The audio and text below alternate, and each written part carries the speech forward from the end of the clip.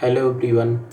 आज के क्लास में हम देखेंगे कि पीएचपी सिंटैक्स क्या होता है, कि हम बेसिकली पीएचपी को स्टार्ट किस टैग से करते हैं और एंड कैसे करते हैं, हम उसके अंदर वेरिएबल कैसे बनाते हैं या किसी वैल्यू को इको प्रिंट कैसे कराते हैं। आज के क्लास में हम ये सारी चीज़ें कवर करने वाले हैं। सेशन स्टार्ट करते हैं। A PHP script executed on the server and a plain HTML result is sent back to the browser.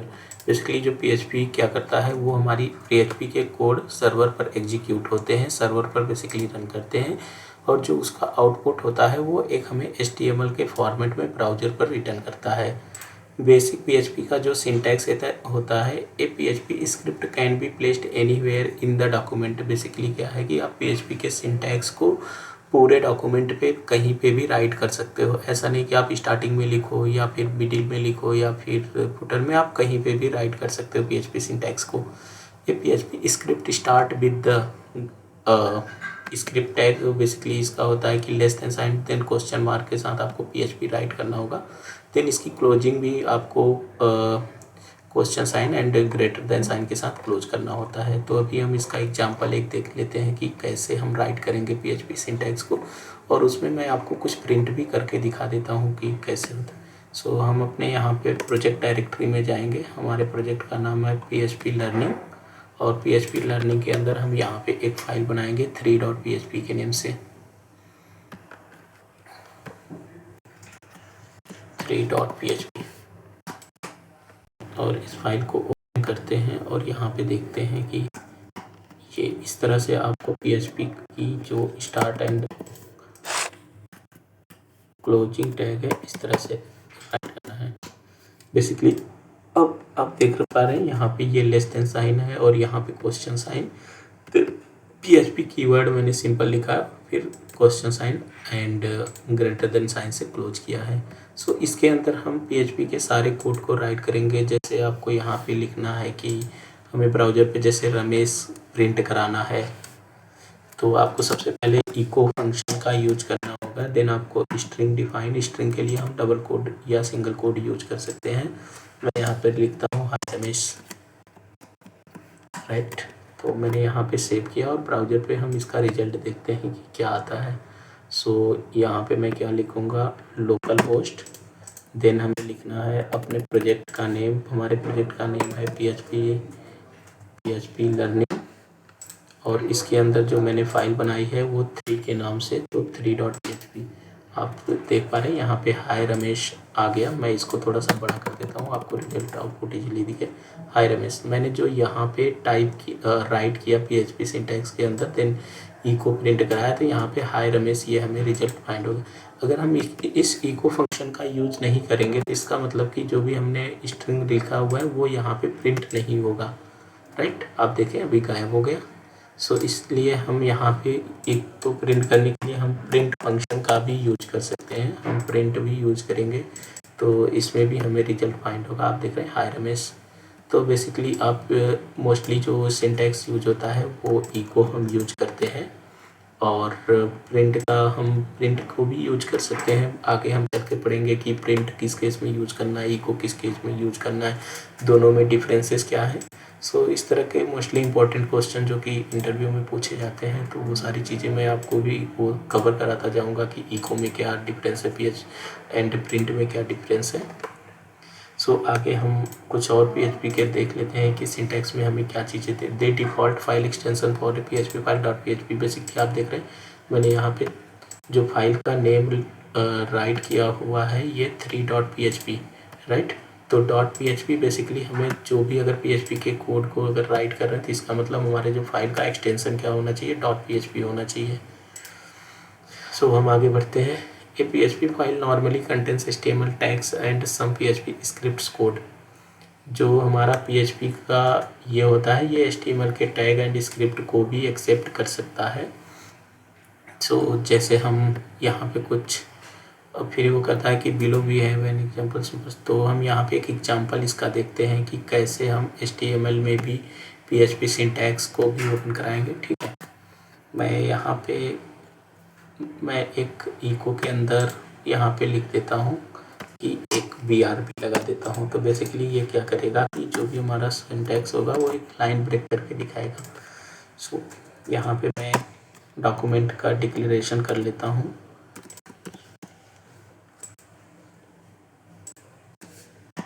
Doc type, तो हमें यहाँ पे सबसे पहले डॉक्यूमेंट का डिक्लेरेशन करना होता है। डॉक टाइप हमने HTML डिफाइन कर दिया,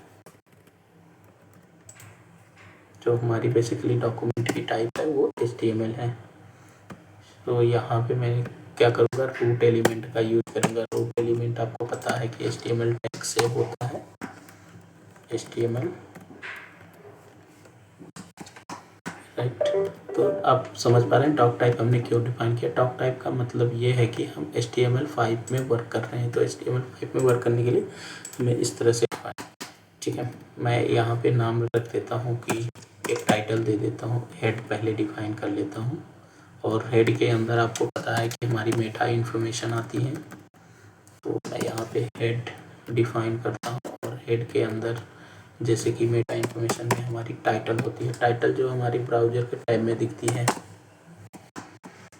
सो यहाँ पे मैं आपको रिजल्ट टाइटल में ये PHP में इसका टाइटल देता हूँ PHP सिंटैक्स। सो अब हम यहाँ पे अपनी बॉडी डिफाइन करेंगे, राइट। यहाँ पे मैंने बॉडी डिफाइन कर दिया है, और बॉडी हमारा जो है विजुअल पार्ट होता है। सो हम इसके अंदर एक हेडिंग लिखते हैं। मान लीजिए हमने H3 कोई हेडिंग लिखी, और मैं कहता हूँ कि इस H3 हेडिंग का हम PHP सिंटैक्स, ठीक है, मैंने PHP सिंटैक्स लिखा। मैं चाहता हूँ कि इसके अंदर मैं PHP कोड लिखूँ।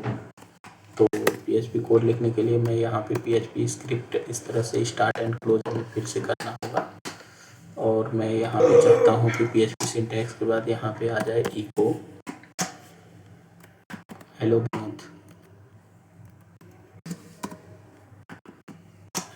विनोद।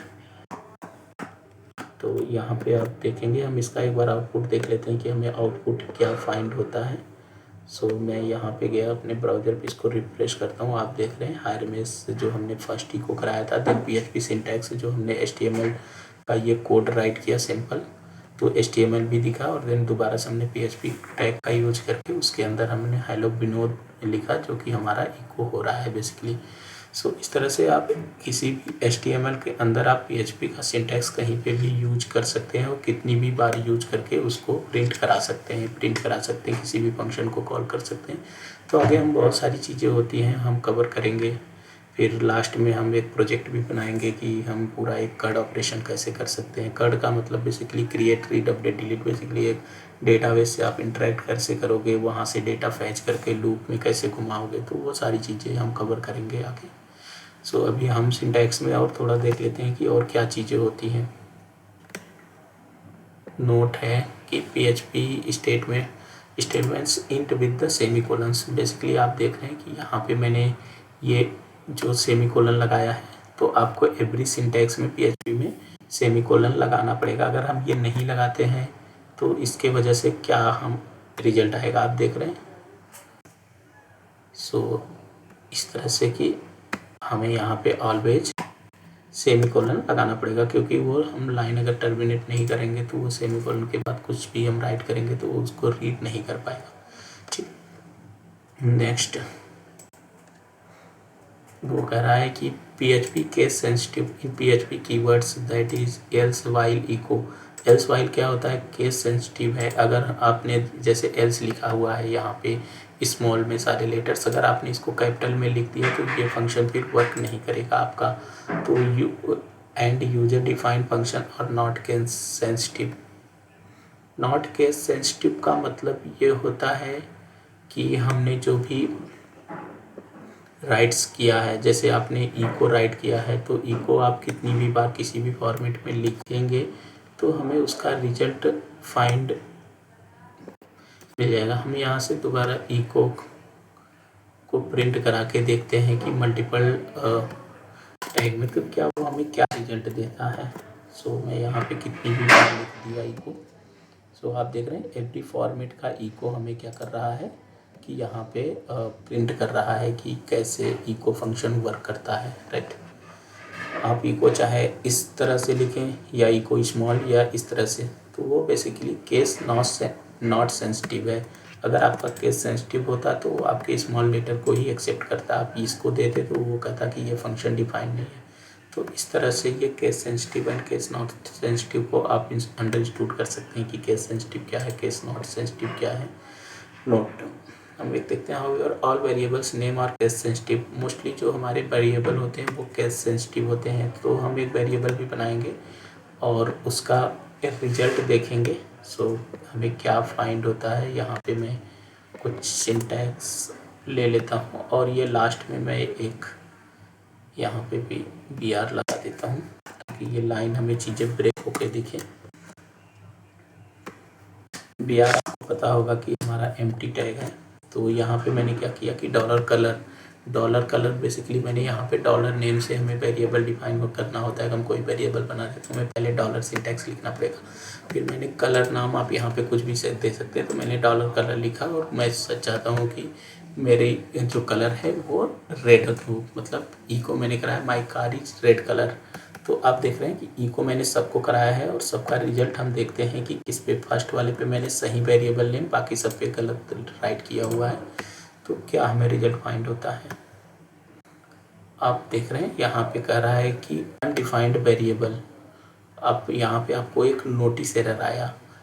एरर कितने टाइप के होते हैं, जैसे नोटिस क्या होता है, फैटल क्या होता है, वार्निंग क्या होता है, तो ये सारी चीज़ें भी हम कवर करेंगे। तो अभी आपको इसने दे दिया कि अनडिफाइंड वेरिएबल, जो आपने कलर इस नेम से बनाया और जो कलर इस नेम से बनाया है ये दोनों अनडिफाइंड है, मतलब इसको डिफाइन नहीं किया गया है। सो मैं अगर कहता हूँ कि यहाँ पे जैसे ये डॉलर कलर है तो इस नेम से मैंने एक और वेरिएबल इसका भी बना दिया और कहता हूँ कि माई हाउस कलर इज क्या हो, ब्लू हो जाए। तो मेरे घर का कलर ब्लू दिखाएगा और माई बोट कलर इज, मैं कहता हूँ कि पिंक हो जाए। सो ये हमारे बोट का कलर क्या दिखाएगा, पिंक दिखाएगा। तो मैं यहाँ पे इस टेक्स्ट को दोबारा से रिफ्रेश करता हूँ। अभी देखना ये एरर भी गायब हो जाएगा क्योंकि मैंने अभी जैसे variables define my car is red, my house is blue and my boat is pink. So आपको अंडरस्टूड हो गया होगा कि आपको जो भी यहाँ पे वेरिएबल अगर नीचे राइट करेंगे तो उसका हमें वेरिएबल पहले से बनाना पड़ेगा। अगर वो नहीं आपने डिफाइन किया है तो आपको एरर आ सकता है। तो आप इस तरह से डॉलर के साथ किसी भी वेरिएबल को बना सकते हैं, राइट। तो वेरिएबल हमारा केस सेंसिटिव है तो हमें वेरिएबल जो भी नेम हमने राइट किया वही हमें राइट करना होता है। सो आई होप कि आपको PHP सिंटैक्स समझ में आ गया होगा। सो हम आज की क्लास को यहीं पे स्टॉप करते हैं। Bye everyone, thank you so much.